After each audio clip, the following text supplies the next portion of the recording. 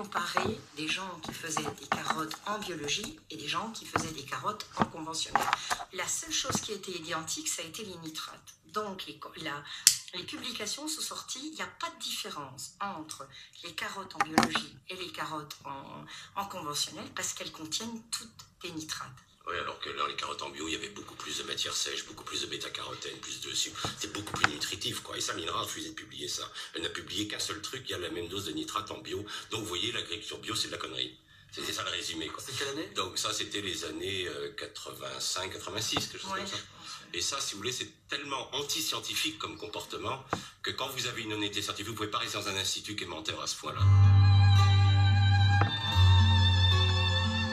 Un médecin n'a pas le droit d'être pharmacien, il n'a pas le droit de vendre ses produits. Et comme par hasard, il faut mettre de la potasse que la coopérative vend, comme par hasard. Plus vous mettez d'engrais, plus les plantes sont malades, plus ils ont besoin de pesticides, et comme ils vendent aussi des pesticides, donc si vous voulez, le but de l'analyse de terre, c'est de faire vendre du produit à l'agriculteur. Ça n'a aucune objectivité scientifique. Donc en fait, c'est très très difficile de faire un retour en arrière, de revenir à l'agriculture. Les pots poussent sur des sols pauvres, le sec sur des sols légers, sableux, acides même, très pauvres aussi. Donc ça, c'est des plantes qui sont peu exigeantes, qui ne demandent pas d'engrais, donc il faut les éliminer parce qu'elles ne sont pas intéressantes.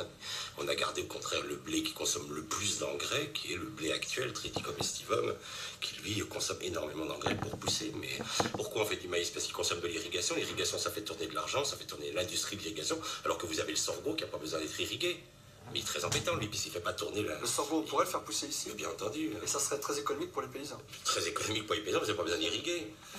Et donc ça épargnerait les nappes phréatiques. Pour le bétail, ça irait très très bien. C'est excellent pour le bétail. C'est excellent pour le bétail. Et on a des sorgho riches en protéines, on a des sorgho qui permettent de répondre aux différents besoins de notre alimentation. Mais c'est pas rentable parce qu'on n'a pas besoin d'irriguer. Donc, hop, les sorgho ne sont pas subventionnés. Par contre, le maïs, il l'est. Donc, si vous voulez, toute la sélection, ce qu'il faut bien comprendre, c'est que toute l'agriculture, on ne choisit dans l'agriculture que ce qui fait tourner le business.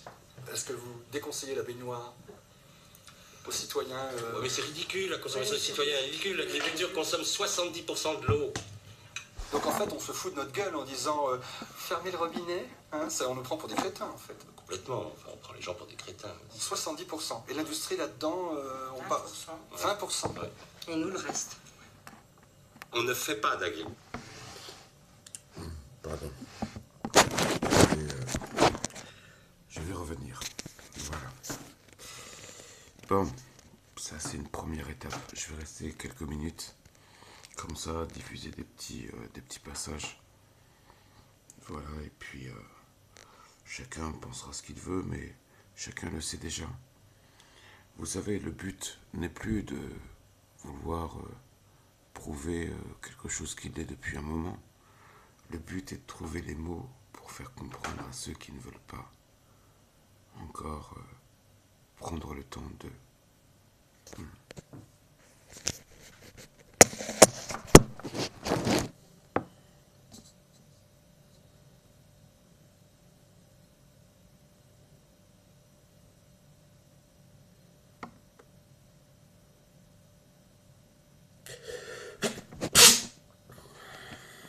Veuillez m'excuser pour cette petite attente occasionnée ou occasionnelle.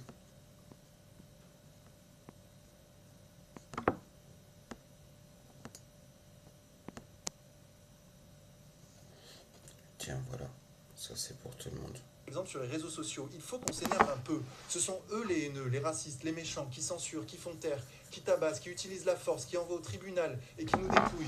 Donc retrouvons nos couilles pendant qu'il est encore temps et vive la France. Merci à tous. Le 27 juillet, vous avez déclaré « Je ne veux plus avoir, d'ici la fin de l'année, des femmes et des hommes qui vivent dans les bois, dans les rues, perdus. » C'est une question de dignité, c'est une question d'humanité et d'efficacité. Nous sommes à la fin de l'année.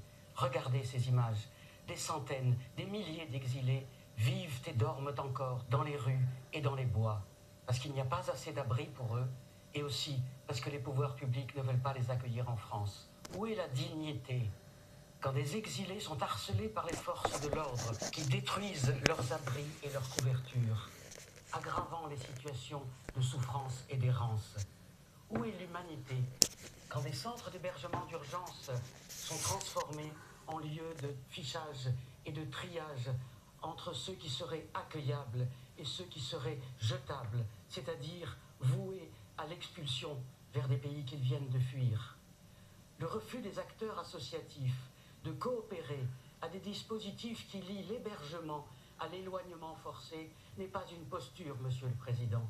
C'est l'expression d'un sérieux malaise devant les conséquences inhumaines de la politique migratoire menée en votre nom. Cessez de taxer d'angélisme ou de naïveté des associations ou des citoyens qui se mobilisent partout en France par solidarité et qui réclament une politique digne de ce nom, une politique d'accueil à la hauteur des défis migratoires d'aujourd'hui. Pour eux, pour nous, c'est une question de dignité, c'est une question d'humanité, c'est un enjeu de société. Entendez-nous, Monsieur le Président.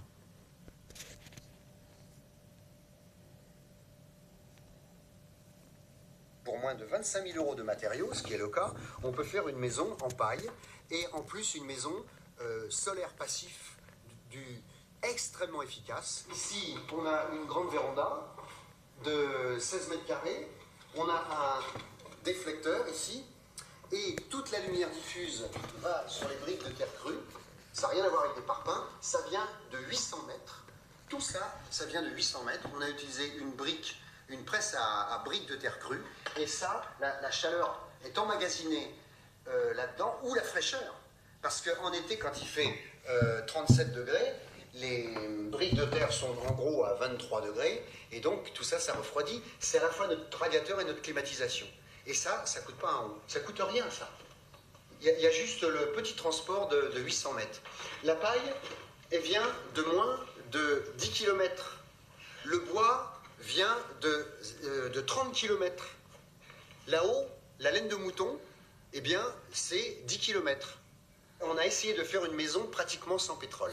On a appelé la maison 3E écologique, économique et entraide, parce que l'idée, c'est qu'on achète moins sa maison, on crée de l'emploi parce qu'on a beaucoup moins besoin de salaire, et en même temps on crée de la solidarité, et on retrouve un tissu social, en particulier en monde rural. Je vois pas pourquoi on aurait une éolienne si on consommait 12 kWh par jour, comme la moyenne des Français. Il nous faudrait 12 éoliennes.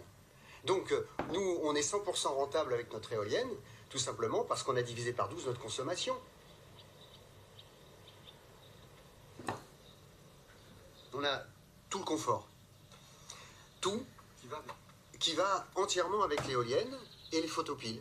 C'est-à-dire qu'on a les lampes, la machine à laver, le fer à repasser, tout l'électroménager, tout l'électroportatif, et ça depuis 11 ans. On est coupé d'EDF depuis 11 ans.